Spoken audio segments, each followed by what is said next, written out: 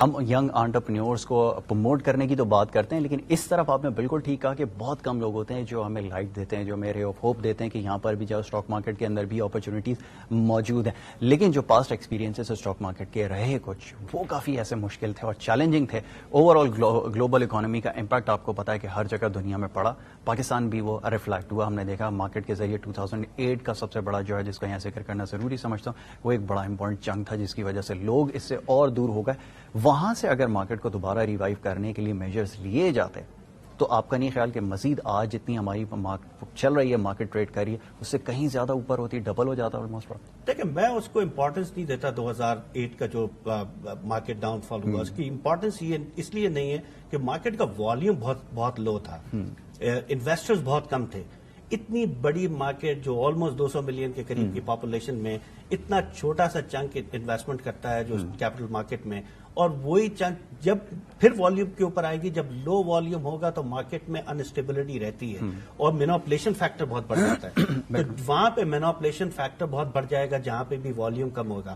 جیسے ہی ہم والیوم کو انکریز کریں گے مارکیٹ میں آٹومیٹکلی اسٹیبلٹی آ جائے گی، اور جب اسٹیبلٹی آ جائے گی تو جو جتنے بھی مینوپولیٹرز مارکیٹ میں ہوتے ہیں وہ خود بخود سائڈ لائن کے اوپر ہو جاتے ہیں کہ مارکیٹ میں اتنا بڑا والیوم ہوتا ہے کہ they are scared the market can beat them.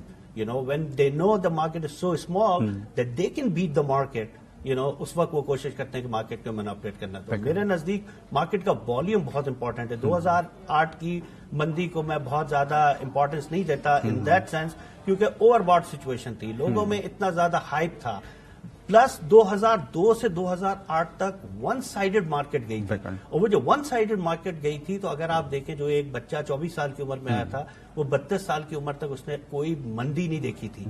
ہم ہمیشہ جب بھی اسٹاک کے بارے میں بات کرتے ہیں، جو ایک سیزن بروکرز کی بات کرتے ہیں، وہ سیزن بروکر وہ ہوتا ہے جس نے ہر مارکیٹ میں دیا ہو، سائیڈ لائن میں بھی کام کیا ہے، بل ٹرینڈ میں بھی اور بیئر ٹرینڈ میں بھی. تو اگر کسی نے بل ٹرینڈ میں کام کیا، بیئر ٹرینڈ میں نہیں کیا، تو اس کو یہ نہیں پتا کہ بیئر ٹرینڈ میں کس طرح ریئیکٹ کرنا ہے. اور وہی ہوا کہ جب مارکیٹ میں بیئر ٹرینڈ آیا تو ایک پینک سچویشن ہو گئی، کیونکہ ان کے پلان میں ہی کبھی نہیں تھا کہ مارکیٹ میں کبھی بیئر سچویشن آ سکے. نہیں آئے گا، یہ چیز ایکسپیکٹڈ نہیں تھی. اور آپ یہ بالکل ٹھیک آپ نے کہا کہ یہ چیز ایکسپیکٹڈ نہیں تھی. جو وہ چنگ انہوں نے دیکھ لیا تو اس کے بعد وہ زیادہ ریلکٹنٹ ہو گئے. آگے آنے والے وقت کے لیے تو آپ کو پتا ہے کہ گلوبل اکانومی کی ایسی سچویشن رہی ہے کہ ہر بندہ انویسٹمنٹ جو ہے وہ سوچ سمجھ کے کرتا ہے. انفلوئنشل کچھ پلیئرز کی بات ہو رہی تھی، بڑے پلیئرز، کیا بڑے اسٹاک مارکیٹس کے اندر جو بڑے پلیئرز ہوتے ہیں، جو میجر اسٹیک ہولڈرز ہوتے ہیں، کیا اتنے انفلوئنشل ہوتے ہیں جتنی ہماری مارکیٹ کے ہم لوگ وٹنس کرتے ہیں؟ اتنے انفلوئنشل ہیں؟ آف کورس، کیونکہ ہمارے پاس جو انویسٹر ہے وہ بہت زیادہ ایجوکیٹڈ نہیں ہے. تو جو بڑے انویسٹرز بھی ہوتے ہیں وہ ان کے اوپر ریلائی کرتے ہیں اور وہ ایکسپیکٹ کرتے ہیں کہ وہ انویسٹمنٹ کریں گے.